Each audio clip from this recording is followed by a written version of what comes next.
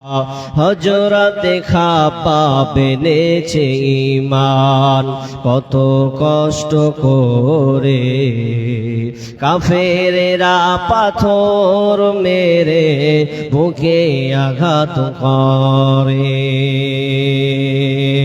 পিছন থেকে তাকালে পরে দেখা যায় তার বুকের সিনা।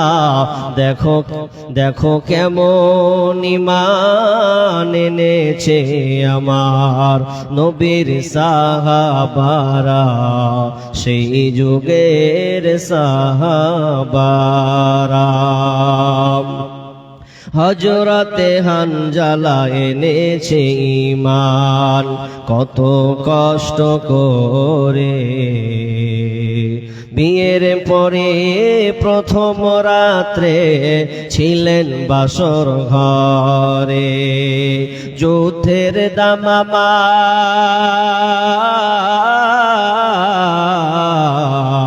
যুদ্ধের দামামা উঠল বেজে, হলো না ফরজ গোসল করা।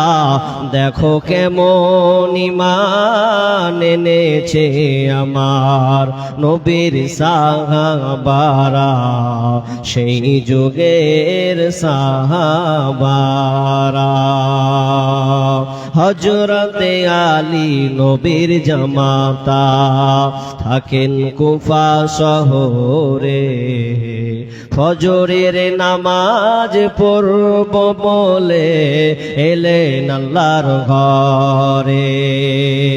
হযরতে আলী নবীর জামাতা ছিলেন কুফা শহরে, ফজরের নামাজ পড়ব বলে এলেন আল্লাহর ঘরে।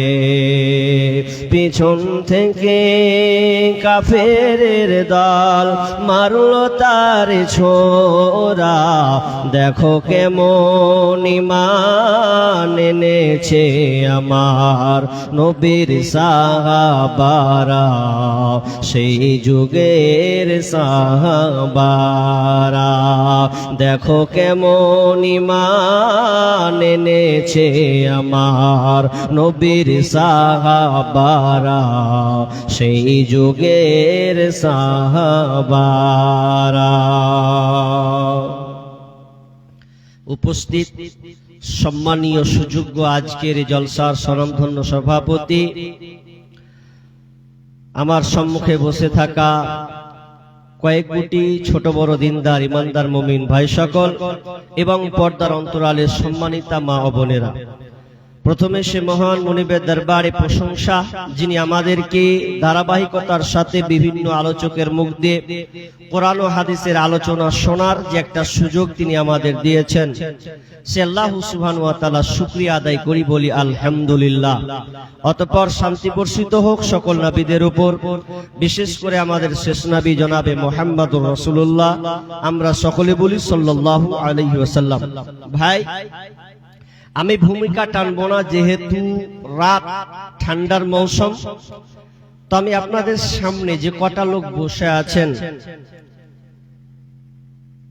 বসে থাকা লোককে আমি বলি একটু যে আপনারা কতক্ষণ থাকবেন, এটা আপনাদের কাছে আমরা জানতে চাই।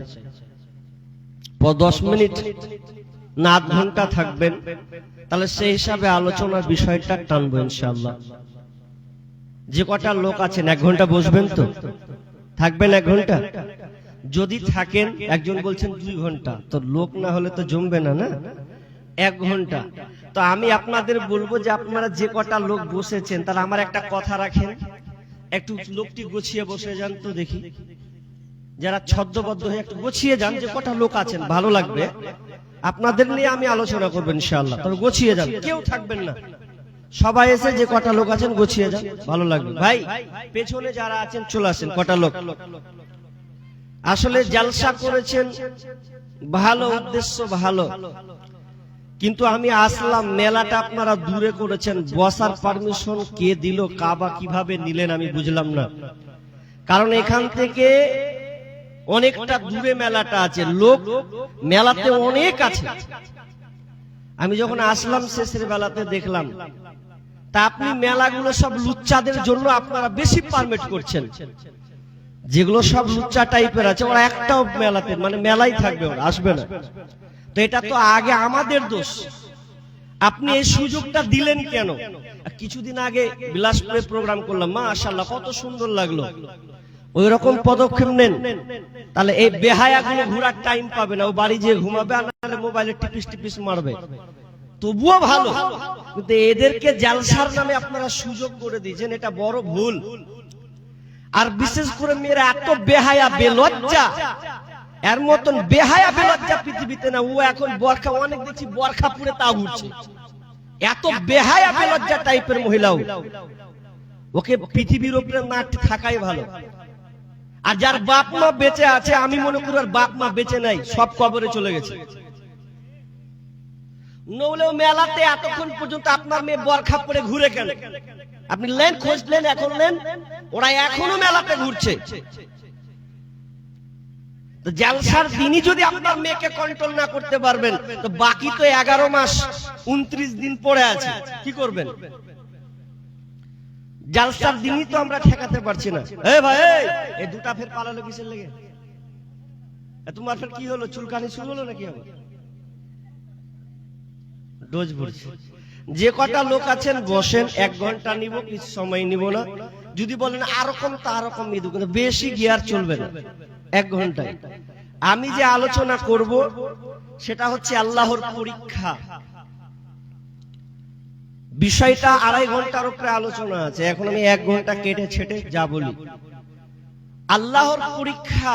পৃথিবীতে আল্লাহ আমাদেরকে দুনিয়াতে প্রেরণ করেছেন, পাঠিয়েছেন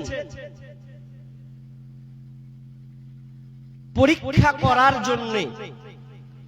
দুনিয়াতে ছাত্র ছাত্রী বা আমরা যারা পড়াশোনা করি, একটা ক্লাস টপতে গেলে পরীক্ষা দিতে হয়। পরীক্ষা দিয়ে পাস করে পরের ক্লাসে আমাদেরকে উঠতে হয়। তো পরীক্ষাটা কেন নির্বাচন করা হয়, কোনটা ছেলে ভালো কোনটা মন্দ, কার রেজাল্ট কেমন, এটা প্রমাণ করা হয়। ফার্স্ট সেকেন্ড থার্ড নির্ণয় করা হয় পরীক্ষার মাধ্যমে। তো আল্লাহ যে আমাদেরকে জান্নাত দিবেন, জাহান্নামে দিবেন, তো পরীক্ষা করে তারপরে জান্নাত জাহান্নাম আছে। আমি ভূমিকা টানছি না, সরাসরি আয়াতের দিকে যাই। দ্বিতীয় আয়াতটা আগে পড়ি। আল্লাহ বলছেন, বিসমিল্লাহির রহমানির রহিম,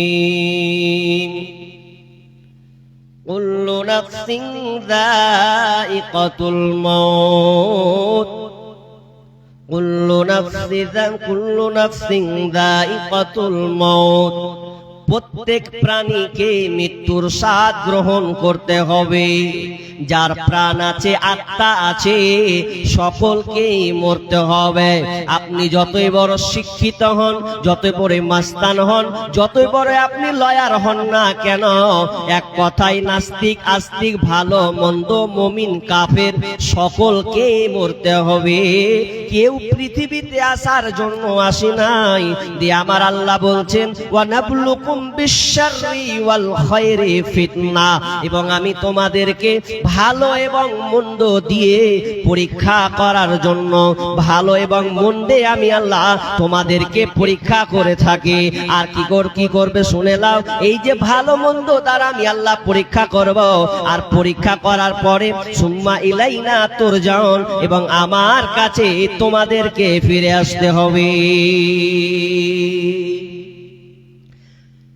ভালো এবং মন্দ দিয়ে আল্লাহ আমাদেরকে পরীক্ষা করবেন। আপনার জীবনে কোনো সময় ভালো, কোনো সময় মন্দ, তবে এটা কি হবে?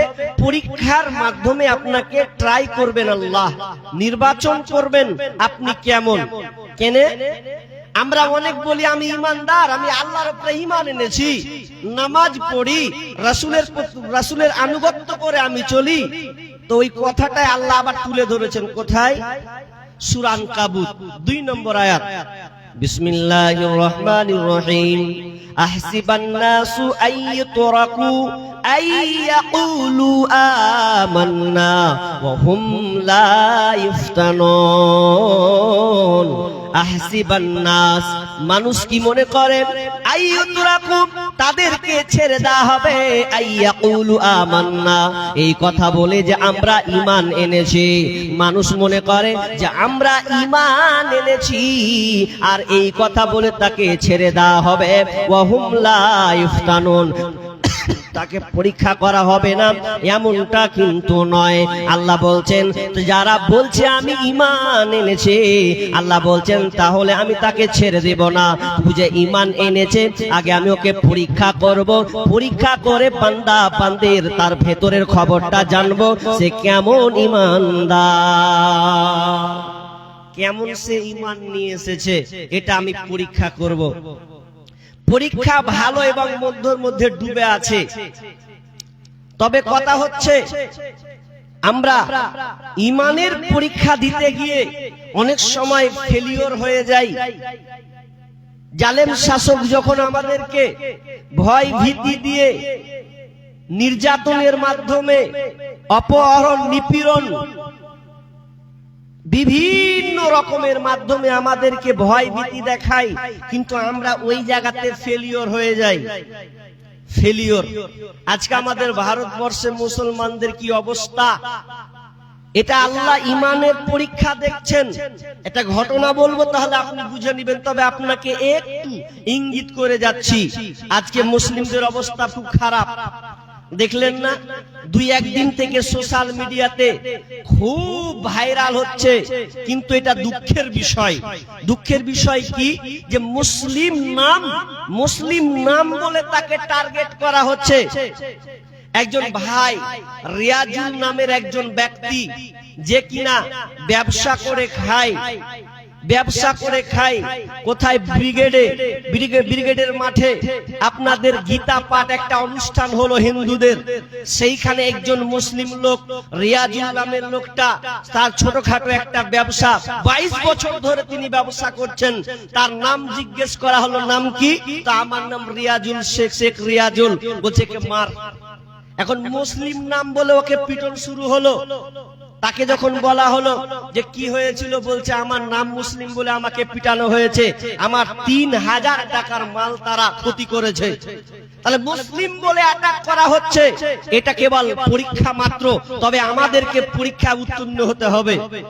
আফসোস লাগে, আজকে সোশ্যাল মিডিয়া গুলো দেখতে অনেক সময় চোখের পানি পর্যন্ত ঝরে যায়। যেই পার্শ্ববর্তী দেশ বাংলাদেশ, সেই বাংলাদেশে একটা ভয়াবহ, নির্মম, জঘন্য একটি ঘটনা ঘটেছে। যেই ঘটনা হয়তো আপনারা অনেকেই সোশ্যাল মিডিয়াতে, ফেসবুকের মাধ্যমে দেখেছেন, যেখানে একজন বোরখা পরিহিতা মেয়ে, সে কলেজ থেকে পরীক্ষা দিয়েছে বাড়ির পথে, কোনো গাড়ি পাই নাই, হেঁটে হেঁটে বাড়ি যাচ্ছিল। কোনো গাড়ি না পেয়ে হেঁটে হেঁটে কলেজ থেকে বের হয়ে তিনি যাচ্ছেন শরীয়তপুর কলেজ। এই শরীয়তপুর কলেজ থেকে একজন ছাত্রী বাড়ি যাচ্ছেন পরীক্ষা দিয়ে, রাস্তাতে কয়েকটা লোক বেঈমান, লম্পটের বাচ্চা লম্পট, 10 জন মিলে ওই মেয়েটাকে সেই পাশে একটা জঙ্গলে নিয়ে গেল। পাশে ছেঁচড়ে নিয়ে লোক বিদ্যমান দেখতে পাচ্ছে, মেয়েটার উপরে ধর্ষণ করে তাকে ছবি ভিডিও অনেক কিছু তারা নাকি ক্যাপচার করেছে, যেটা সোশ্যাল মিডিয়াতে পাওয়া গেল। মেয়েটা এত কান্না করছে, আপনি যদি তার কান্নাটা নেন, তিনি নিজেকে ছটফট করছেন, তার উপরে নির্মম ধর্ষণ চালানো হয়েছে। ওই মেয়েটা এখন সুবিচার পাচ্ছে না, তার সুবিচার নেই। অথচ তারা খুব গৌরব করে, বাংলাদেশের লোক ইন্ডিয়ানের দিকে চোখ মারে যে ভারতের মুসলমানের কি অবস্থা। আরে নিজের দেশের দিকে দেখ, একটা মেয়ে, বোরখা পরিহিতা মেয়ে যদি সে নিরাপদ না হয়, তাহলে তুমি শেখ হাসিনাকে তাড়িয়ে তোমার কি লাভ হয়েছে? তোমাদের আন্দোলন করে তোমাদের কি লাভ হয়েছে? যদি একটা বোরখা পরিহিতা মেয়ে দিনের দিবালোকে সে যদি সুরক্ষা না পায়, তাকে ধর্ষণের কাতারে যেতে হয়, তাহলে এর মতো নির্লজ্জ দেশ আর পৃথিবীতে নাই। সে দেশে নাকি 96% মুসলিম। ভাবতে অবাক লাগে। অথচ আজকে সেই ডক্টর ইউনূসের তত্ত্বাবধানে তারা চলছেন, জালেম শাসক নাকি তাড়িয়ে দিয়েছেন। তো আমি মনে করি এক বছরের সবচাইতে বেশি মারাত্মক আমরা সোশ্যাল মিডিয়ায় দেখতে পাচ্ছি। তো এগুলো কেন? নিজের দেশের তো তরকায় তেল দাও, ভারতকে নয়। আগে নিজেরটাকে দেখো। নিজের মেয়েদের সুরক্ষা নাই, আজ অমুকের বোন ধর্ষণে নিমজ্জিত হয়েছে, কাল তোমার বোন হবে না, কোন মানে আছে? আজকে কি অবস্থা হয়েছে? ইমানদের মুসলিমদেরকে বিভিন্ন বিপর্যয়ের মাধ্যমে কটাক্ষ করা হয়। তো আল্লাহ তাআলা বলছেন আমি তোমাদেরকে পরীক্ষা করব, তোমরা যে ইমানদার কি করে বুঝবো? আপনি বাজারে যদি ভালো গামছা নেন, ভালো কাপড় নেন, তো কাপড়টাকে আপনি আগে দেখলেন ফুটা আছে না ছিঁড়া আছে, দেখেন না? দেখেন তো। আপনি পয়সা দিয়ে মাল নিবেন তো দেখবেন না, দেখবেন স্বাভাবিক। ঠিক তেমনি আল্লাহ বলছেন তুমি কেমন ইমানদার ওটা আমি আগে নির্বাচন করব, যাচাই বাছাই করে নেব। কটা দিয়ে পরীক্ষা করবে? 5টা দিয়ে। কটা দিয়ে বললাম ভাই? 5টা দিয়ে আল্লাহ পরীক্ষা করবেন। তাহলে আমি তো চটচট করে 5টা গনিয়ে দিই। আল্লাহ রাব্বুল আলামিন বলেন ওয়ালা নাবলুওয়ান্নাকুম বিশাইইন মিনাল খাউফ ওয়াল জু' ওয়া নাকসিম মিনাল আমওয়াল ওয়াল আনফুস ওয়াস সামারাত। আল্লাহ রাব্বুল আলামিন 5টা বিষয় দিয়ে ইমানদারদের পরীক্ষা করবেন। তুমি কেমন ইমানদার আল্লাহ বলছেন আমি তোমাকে পরীক্ষা করব। ওয়ালা নাবলুওয়ান্নাকুম বিশাইইন মিনাল খাউফ, আল্লাহ বলছেন আমি সূরা বাকারা 155 নম্বর আয়াত, আল্লাহ বলছেন আমি পরীক্ষা করব রে। 1 নাম্বার তোমাকে ভয় ভীতি দিয়ে পরীক্ষা করব। তোমার উপরে জালেম শাসক দিয়ে ভয় ভীতি দিয়ে আমি আল্লাহ পরীক্ষা করব। তোমার সংসারে অনেক ভয় আসবে, এটা ভয় দিয়ে আমি আল্লাহ তোমাকে পরীক্ষা করব। তবে খবরদার, ভয় দিয়ে আমি আল্লাহ যখন পরীক্ষা করব রে, খবরদার তুমি ঈমান হারা হয়ে যেও না, ঈমান ছেড়ে যেন তোমরা বেলাইনে চলে যেও না। আমি আল্লাহ তোমার ঈমানকে পরীক্ষা করার জন্য, তোমার ঈমানের গভীরতা কতটা আছে এটা যাচাই বাছাই করার জন্য আমি আল্লাহ 1 নম্বরে আমি তোমাকে ভয় ভীতি দিয়ে পরীক্ষা করব। ভয় কেমন পরীক্ষা? আপনার উপর দিয়ে অনেক ঝড় আসবে, ভয় ভীতি আসবে। যেমন একটি ঘটনা আপনাকে বলি, বিশ্বনবীর জামানায় 2টা বড় দেশ, মারাত্মক শক্তিশালী দেশ ছিল। একটার নাম হচ্ছে ইরান আর একটার নাম হচ্ছে পারস্য। পারস্য আর ইরান, পারস্য এবং রোম এবং পারস্য। রোমান সম্রাট, রোমান একটা দেশ, বর্তমান নাম হলো ইতালি, আর পারস্যকে বর্তমানে বলা হয় ইরান। দুটি বড় শক্তিশালী দেশ। পূর্বাঞ্চলের নবীর জামানাতে শুরুর দিকে 2টা শক্তিশালী দেশ ছিল, একটা নাম পারস্য, রোমান পারস্য। সেই জামানায় 2টা বড় বড় ঘটনা আছে। একটা ঘটনা আমি আপনাকে বলছি। দ্বিতীয় আমিরুল মুমিনিন উমর রাদিয়াল্লাহু তাআলা আনহুর জামানায় একটা সময় ছিল, যে সময় একটা বাদশা ছিল হিরাক্লিয়াস। এই রাজা আরবিতে বলা হয় কেইসার। কেইসার রাজা হিরাক্লিয়াস তিনি ছিলেন একজন রোমান সম্রাট। রোমান সম্রাট অর্থ রোমান সম্রাট, তিনি ছিলেন রোমান সম্রাট। সেই হিরাক্লিয়াস একদিন কি করলেন, তিনি দেখছেন যে আমিরুল মুমিনিন তাদের কাছে আমরা বিজয় হেরে যাব, আমরা জিততে পারবো না, তাদের ঈমানের শক্তি কিন্তু খুব প্রখর আছে, কঠিন আছে। তবে আমি তাদের ঈমানকে যাচাই বাছাই করার জন্য আমি তাদের ঈমানকে দেখবো ওরা কোন কোয়ালিটির ঈমানদার। তখন তিনি কি বললেন, তাদের সেই সৈন্যদেরকে বললেন, হিরাক্লিয়াস বললেন তাদের ওই মুসলিম সৈন্যদেরকে কোন দলকে অ্যাটাক করো, কোন একটা কাফেলাকে তোমরা অ্যাটাক করে নাও, আমি তাদের ভিতরে ঈমান কাকে পরীক্ষা করে দেখব। সেই সময় হিরাক্লিয়াস তাদের সৈন্যরা একটা দলকে অ্যাটাক করে নিল, 80 জন সহ, ওই জন্য একটা কাফেলাকে তারা অ্যাটাক করলো। অ্যাটাক করার পরে তাদেরকে যখন বন্দী করা হলো, এমন সময় হিরাক্লিয়াস বলছে, তোমাদের কাফেলার মধ্যে কি লিডার আছে, কে বলো, কে প্রথম সেনাপতি, কে কোন লিডার আছে বলো। একজন দাঁড়িয়ে গেল, যার নাম হচ্ছে আব্দুল্লাহ বিন হুযাফা। আব্দুল্লাহ বিন হুযাফা দাঁড়িয়ে বলেন, আমি হলাম এদের লিডার, কি বলছেন বলেন। বলছে সামনে আসো। তাকে সামনে নিয়ে আসা হলো। আসার পর তাকে প্রথম চান্সে বলা হলো, তুমি ইসলাম ধর্ম ছেড়ে দাও, তুমি ইসলাম ধর্ম ছাড়াও। যদি তুমি ইসলাম ধর্ম ছেড়ে দাও তাহলে তোমার জন্য অনেক সুসংবাদ আছে। ইসলাম ধর্ম ছাড়বে, খ্রিস্টান ধর্মকে মেনে নেবে। যদি খ্রিস্টান ধর্ম মেনে নাও তাহলে তোমার জন্য বড় বড় দুইখানা অফার আছে। নাম্বার 1, তুমি যদি খ্রিস্টান ধর্মকে মেনে নাও, ইসলামকে যদি তুমি পদত্যাগ করে দাও, ছেড়ে দাও, তাহলে তোমাকে আমি আমার অর্ধেক রাজত্ব আমি তোমার নামে লিখে দেব। শুধু তাই নয়, আমার সুন্দরী একটা মেয়ে আছে, সবচাইতে সুন্দরী মহিলা, ওই মহিলার সঙ্গে তোমার বিবাহ দিয়ে দেব। বলো তুমি রাজি আছে কিনা বলো। যেমনই কথা বলা আব্দুল্লাহ বিন হুযাফা বলিষ্ঠ কণ্ঠে বলছেন, ওরে শোনো বাদশা, আমি চাই না তোমার রাজত্ব, আমি চাই না, আমি তোমার মেয়েকে বিবাহ করতে চাই না। এক কথা, আমি ইসলামকে ছাড়বো না, কারণ আমি ইসলাম যে পেয়েছি এটা আমার কাছে সবচাইতে বড় সেরা হলো ইসলাম। আমি খ্রিস্টান ধর্ম কোনো মতে আমি মেনে নিব না। বাদশা হিরাক্লিয়াস বলছে, ওরে ওকে জেলে ভর। যখন ওকে জেলে ভরা হলো, জেলে ভরার পর সবগুলোকে এক একটাই যেন বন্দী করা হলো। শেষ মুহূর্তে আব্দুল্লাহ বিন হুযাফাকে এক সাইডে জেলে ভরা হলো। জেলে ভরে সকলকে বলা হলো, খবরদার আব্দুল্লাহ বিন হুযাফাকে যেন খাবার দেবে না, কোনো খাবার দেওয়া হবে না, না খেয়ে মরবে কিন্তু খাবার দেওয়া হবে না। এই জন্য খাবার দেওয়া হবে না। যদি সে এই খিদের জ্বালায়, এই কষ্টে যখন তৃষ্ণা আসবে, তখন ঠিক যেন খ্রিস্টান ধর্ম সে মেনে নেবে। 3 দিন পর্যন্ত খাবার নাই, 4 দিন পর্যন্ত খাবার নাই।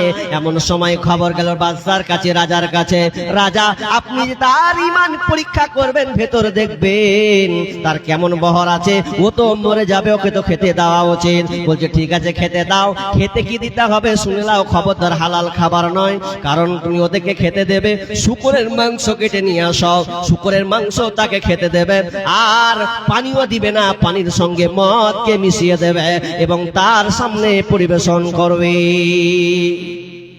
দারোয়ান এসে খাবার আগিয়ে দিল, ওরে আব্দুল্লাহ খাবারটা খেয়ে নাও। যখন জিজ্ঞেস করা হলো, ভাই এদের মধ্যে কি খাবার আছে, কি খাবার এখানে লুকিয়ে আছে, তখন বলছে এটা শূকরের মাংস আছে আর এবং পানির সঙ্গে মদ মিশানো আছে। যখন এই কথা বলা, যেন আর মদ খেতে লাগলো না, ছুঁড়ে দূরে যেন ফেলে দিল। না আমি মুসলমান, শূকরের মাংস খাবো না। 1 দিন খায় না, 2 দিন খায় না, 3 দিন খায় না। ওরে মুসলমান তুমি কান করে শোনো, যারা তোমরা মুসলমান দাবি করো, ও মুসলমান তুমি কিসের মুসলমান? অথচ আব্দুল্লাহ বিন হুযাফার দিকে একবার লক্ষ্য করো, না খেয়ে আছে, কোনো খাবার নাই। আল্লাহ তাআলা বলেছেন যদি তুমি কোনো বিপদে পড়ে যাও, সূরা হুজুরাতে মাইদাতে আছে, যদি তুমি কোনো বিপদে পড়ে যাও আর শূকরের মাংস বা কোনো হারাম খাবার যদি তোমার সামনে আসে, তাহলে তুমি খেতে পারো, সমস্যা হবে না। কিন্তু আব্দুল্লাহ বিন হুযাফা বলছেন না, আমি কোনো মতে আমি খাবো না। কেমন তার ইমানদার দেখেন। অথচ আমরা মুসলমান, হারাম খেতে আমরা দ্বিধাবোধ করি না, যেটা হারাম তো আমরা মুখে পান করে খাই। আর আব্দুল্লাহ বিন হুযাফা যেন খাচ্ছেন না, খাই না। বাদশা বলতে এক কাজ কর, ওকে আবার বাইরে নিয়ে আয়, বাইরে নিয়ে এসে ওকে শুলিতে ঝরাবো, ফাঁসি দিয়ে দেব। তাকে উল্টা তাকে টাঙিয়ে দেওয়া হোক। যখন তাকে টাঙিয়ে দেওয়া হলো, বলছে ওরে আব্দুল্লাহ এখনো তোর সময় আছে, এখনো তোর সময় আছে, তুই ঈমান ছাড়বে কিনা বল, ইসলাম ছাড়বে কিনা বল, খ্রিস্টান ধর্ম ত্যাগ, খ্রিস্টান ধর্মকে মেনে নে, আমি আবার তোকে ছেড়ে দেব এবং ভালো পর্যায়ে তুমি চলে যাবে। আব্দুল্লাহ বিন হুযাফা বলছে এটা আমি কখনোই আমি যেটা মেনে নিব না, আমি ইসলাম খানাকে ছাড়ব না।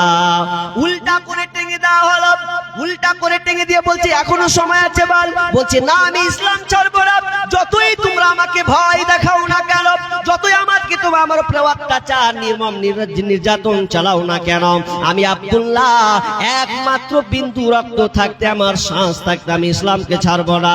এমন সময় তারা ও একটা 80 জন কাফেলার মধ্যে একজনকে নিয়ে এসে বলছে, এক কাজ কর, পুরো কড়াই নিয়ে আয়, যেটাখানে কড়াই কি হাজার হাজার সৈন্যর খাবার রান্না হয়, বড় একটা কড়াই নিয়ে আসা হলো। কড়াইটা নিয়ে এসে গরম তেলকে ঢালা হলো।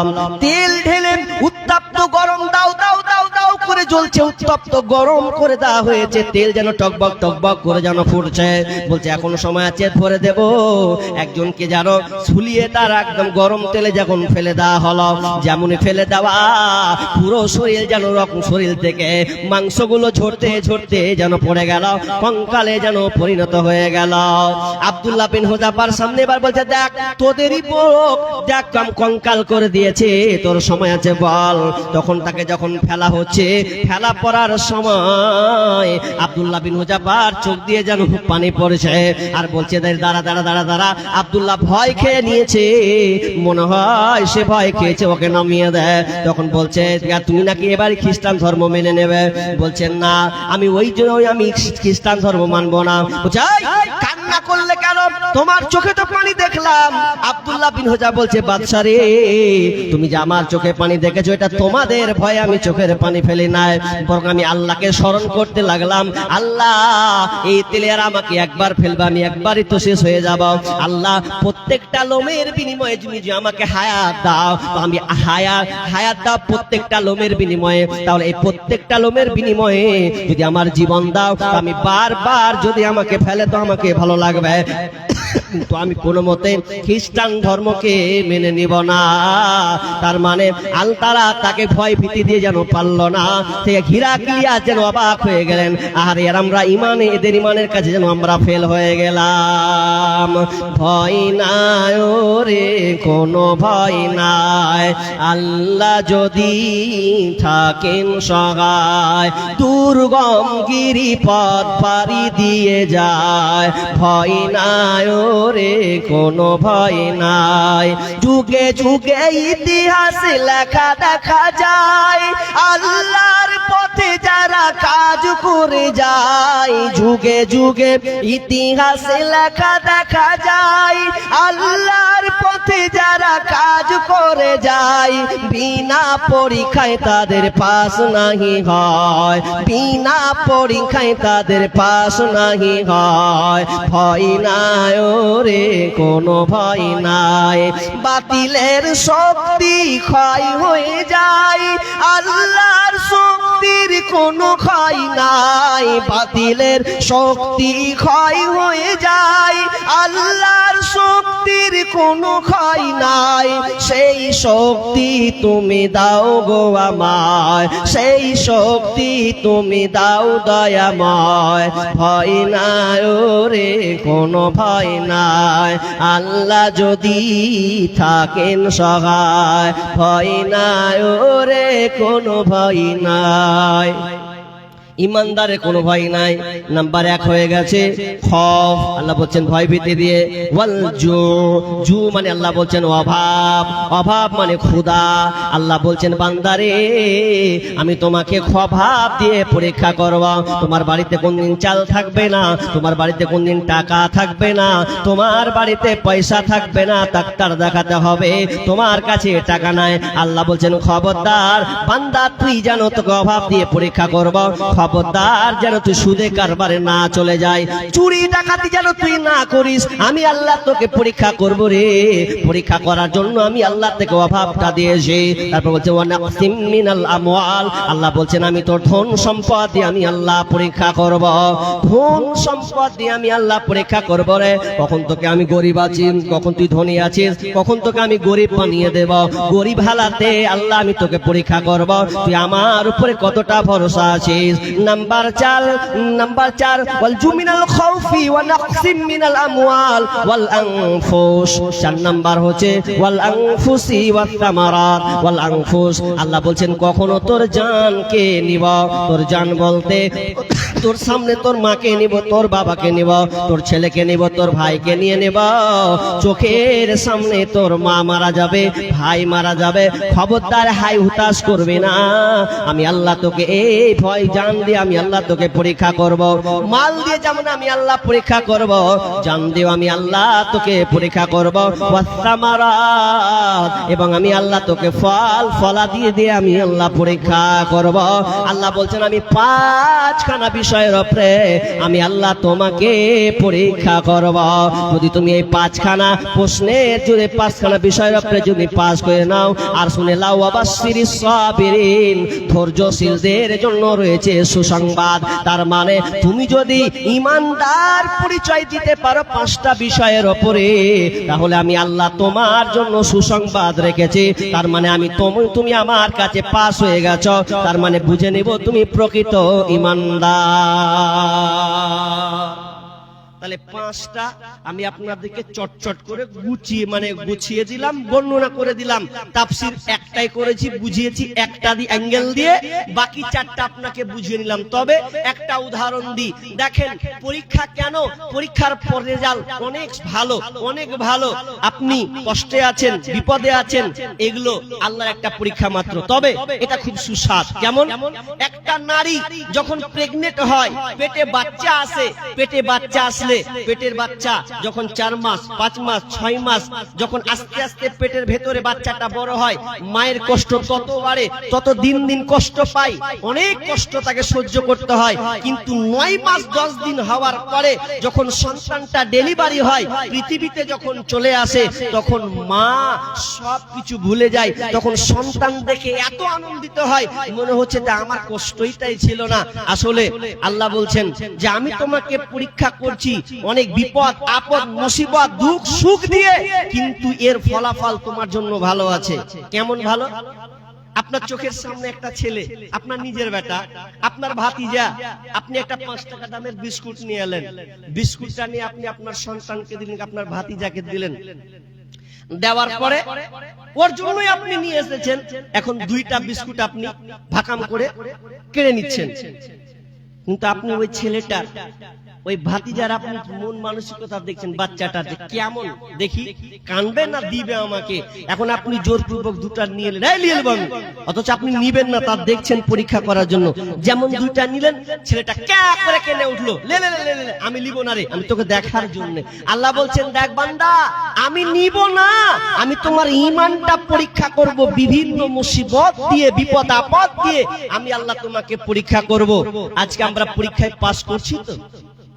একটু যদি বিপদ আসছে, তাহলে একটা ছোট করে গল্প বলি, তাহলে আপনি বুঝে নেবেন। আমরা মুসিবত আসলে আমরা আল্লাহকে আঙ্গুল তুলে কথা বলি। মালদা ডিস্ট্রিক্টে কোন এক জায়গাতে একটা লোক নামাজ পড়তে পড়তে, নামাজ কিন্তু আর পড়া ছেড়ে দিলে, পড়ছে না। কিছু লোক বলছে কি ব্যাপার, লোকটা নামাজ পড়তে আসে না কেনা, খবরটা লাও তো। ভালো নামাজি ছিল, নামাজ পড়তে আসে না। তো নামাজ যখন পড়তে আসে না, তো ওকে কিছুদিন পর যদি দোকানে দেখতে পেয়েছে, হ্যাঁ গো নামাজ পড়তে আসো না কেন? বলছে নামাজ পড়ে কি হবে? কেন কি হয়েছে?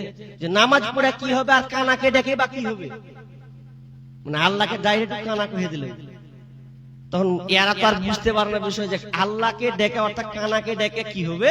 তো রহস্যটা কি হয়েছে বলেন খুলে। তো বলছে যে আমার 4টা ছেলে পিলে, 4টা ছেলে পিলে, 3টা বেটি 1টা বেটা, 2টা বেটি ভালো, তো 1টা বেটি ভালো নয়, ওর পিছনে টাকা খরচ করে যাচ্ছি, কোনো অসুবিধা নেই করছি। আর একটাই আমার বেটা, যাকে নিয়ে আমি স্বপ্ন দেখছি বড় হবে, আমার হাট বাজার করবে, এ আমার ভবিষ্যৎ উজ্জ্বল করবে, আর ইত্যাদি ইত্যাদি, আমার অনেক পরিকল্পনা।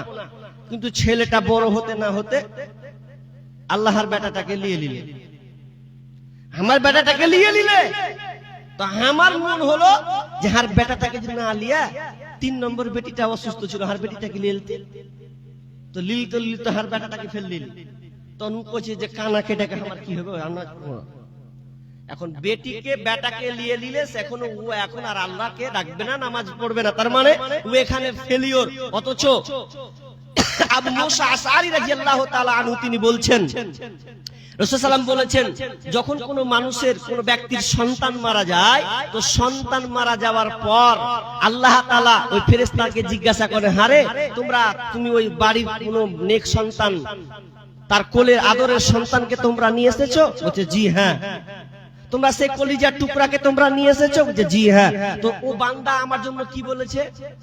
তখন বলবে, তখন ফেরেশতারা বলছে, তোমার ওই বান্দা যদি তার কোলের আদরের সন্তানটা মারা গেছে, কিন্তু আল্লাহ তোমার উপরে কোনো অভিযোগ করেনি, বরং তারা পড়েছে ইন্না লিল্লাহি ওয়া ইন্না ইলাইহি রাজিউন, ইন্না লিল্লাহি ওয়া ইন্না ইলাইহি রাজিউন। বরং সে আল্লাহ আপনার প্রশংসা করেছে, আপনার উপরে অভিযোগ তারা করে না, তারা ধৈর্য রেখেছে।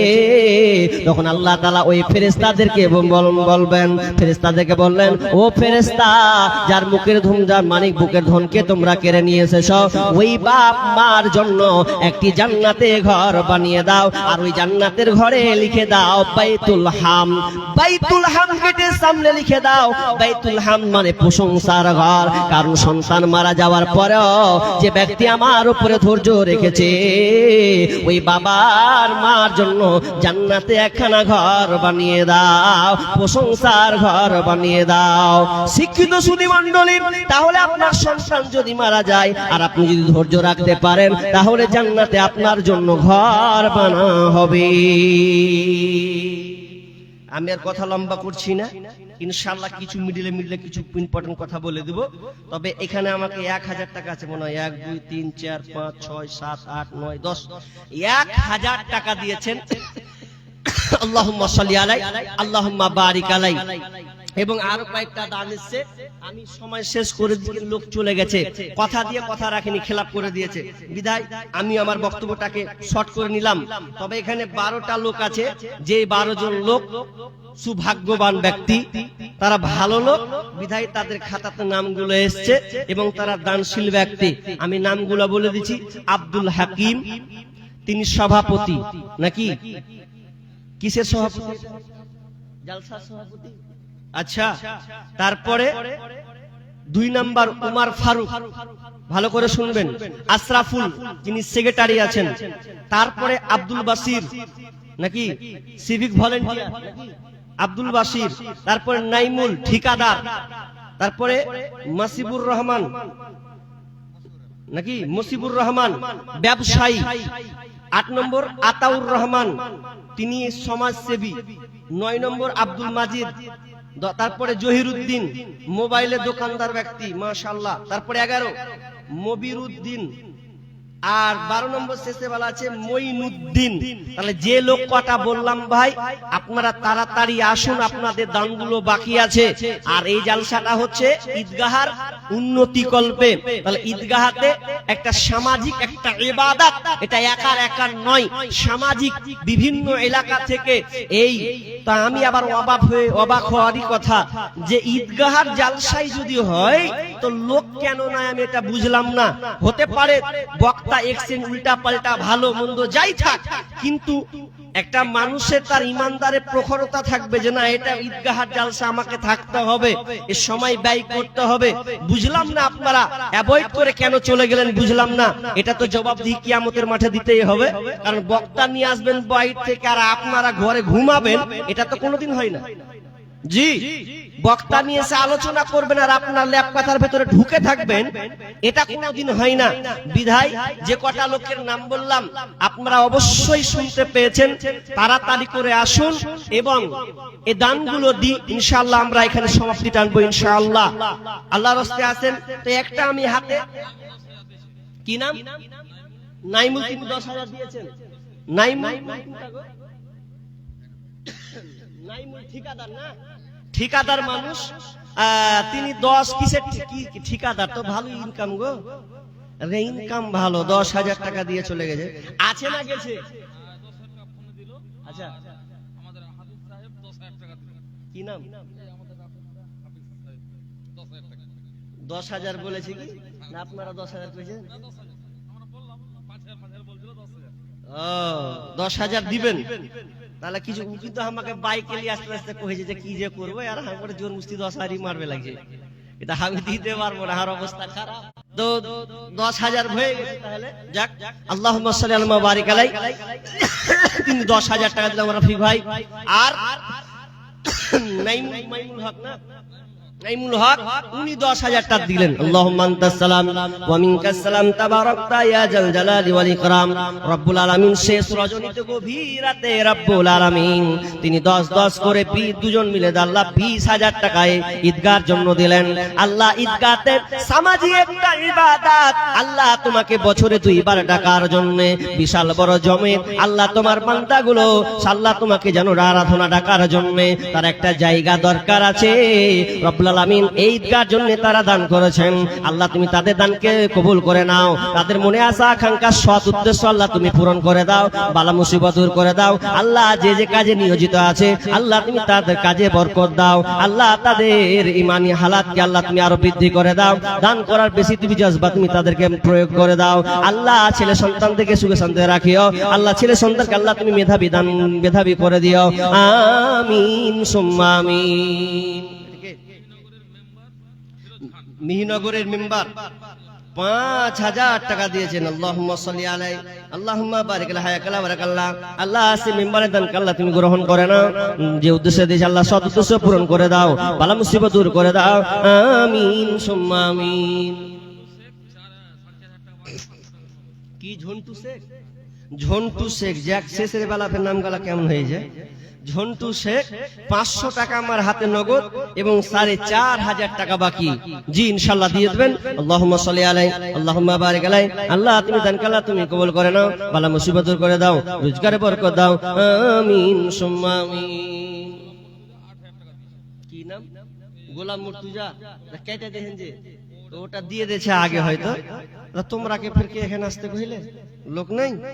আচ্ছা, আমার একটা বোন 500 টাকা এবং 50 টাকা নিয়েছেন, ওখানে লোক নেই মনে হয়, সব পালিয়ে গেল। আমার খালাদের মা বোনদের বলবো, যাওয়ার সময় শেষ বেলাতে কিছু দিয়ে যাবেন, আল্লাহর রাস্তে কিছু দিয়ে যাবেন। আপনাদের ঈদের সময় যখন আসে তো বাচ্চা ছেলেদেরকে মায়েরা এত সুন্দর করে সাজিয়ে দেয়, যা বেটা যা ঈদগাহে যা, মানে সুন্দর করে সাজিয়ে দেন। তাহলে সাজিয়ে যেমন দিবেন, দান দিয়েও একটু আল্লাহর রাস্তে আপনারা দিয়ে যাবেন। আল্লাহর রাস্তে কেউ খালি হাতে যাবেন না, দিয়েছেন অথবা অনেকে দেননি, শেষের বেলাও কিছু অন্তত আঁচল থেকে খুলে দিয়ে যাবেন। আল্লাহ আপনাদের বারাকা দান করবেন, বরকত দান করবেন। তাড়াতাড়ি আল্লাহর রাস্তে। জি আতাউর রহমান সমাজসেবী, হ্যাঁ কই আছেন তো? আচ্ছা দেখেলি কোনটা ভাই, কোনটা আতাউর রহমান? আল্লাহর রাস্তে একজন বোন 100 টাকা, একজন দিয়েছেন 500 টাকা। জি কই আতাউর রহমানটা কই? ও মানে রেসারেসি করবেন নাকি? আল্লাহু আকবার। সভাপতি এবং সেক্রেটারি জি দিবে অবশ্যই। দেখেন দান দিবেন আল্লাহর জন্য দিবেন, জি অবশ্যই প্রাণ খুলে অন্তরটা নিয়ে আল্লাহর জন্য দান করবেন, তো আল্লাহ আপনাকে অন্তর থেকে দিবেন। জি আল্লাহর রাস্তে তাড়াতাড়ি আসি ভাই, যে কটা নামগুলো হলো ছটপট তাড়াতাড়ি দিয়ে দেন। জি তাড়াতাড়ি আল্লাহর রাস্তে। একদিন মাটির ভিতরে হবে ঘর রে মন আমার, কেন বন্ধ দালান ঘর রে মন আমার, কেন বন্ধ দালান ঘর। মাশাআল্লাহ, তাড়াতাড়ি তাড়াতাড়ি। যাক আরেকজন ছোট বোন 100 টাকা। আল্লাহুম্মা সাল্লি আলাইহি আল্লাহুম্মা বারিক আলা হায়াকালা বারাকাল্লাহ। আল্লাহ তুমি ভাই এই বোনদের আল্লাহ তুমি দানকে গ্রহণ করো, কবুল করে নাও, যে উদ্দেশ্যে সব সৎ উদ্দেশ্য পূরণ করো, বালা মুসিবত দূর করে দাও, রোজগার বরকত দাও। আল্লাহ এই ছোট ছোট বোনগুলোকে আল্লাহ তুমি মেধাবী করে দিও, হাফেজা বানিয়ে দিও। আমিন সুম্মা আমিন। আরেকজন ভাই দিয়েছেন 100 টাকা, যে উদ্দেশ্যে সব পূর্ণ করে দাও, বালা মুসিবত দূর করে দাও। আমিন সুম্মা আমিন। আসেন আসেন আসেন আল্লাহর রাস্তে। জি ভাই কই? উঠো বেলাল মিনারাতে, সময় বয়ে যায় আজান দাও গো মধুর সুরে, শোনবার মনে চায়। আজান দাও গো মধুর সুরে, শোনবার মনে চায়। মাশাআল্লাহ। আর একজন বোন আমার 200 টাকা দান করেছেন। আল্লাহ তুমি দানকে আল্লাহ তুমি কবুল করে নাও, বালা মুসিবত দূর করে দাও, রোজগারে বরকত দাও, আমিন সুম্মা আমিন। আসেন আসেন আসেন, তাড়াতাড়ি আসেন, শেষ করুন। মাশাআল্লাহ। বলেন আচ্ছা কতটি করবো কহেন? 5000 টাকা হবে হাজি ভাই? হাট্টা ঘাটা শরীর লিয়া হাজি 5000 টাকা হবে কহেন? জীবনে হবে না, 5000 হবে না, না হবে না। দেখেন ঈদগাহার জলসা, আপনাদেরকে মোটা মোটা দান করতে হবে, এটা তো আর ছোটখাটো বিষয় নয়। 5000 খুব কম হচ্ছে, আল্লাহর রাস্তায় 20000 করেন, 20000, তাহলে একটা দান হলো না জি? তাহলে তাও একটা উপরে থাকবে যে হ্যাঁ একটা আমার দান হয়েছে জালসাতে, জি উপরে থাকবে ইনশাআল্লাহ। আল্লাহ আপনাকে বরকত দিবেন, আপনার হায়াত বাড়িয়ে দিক ইনশাআল্লাহ। 10 করবেন, কম হচ্ছে যে 10 হচ্ছে, 10000 কম, 20000 করেন, দেখেন হবে ইনশাআল্লাহ।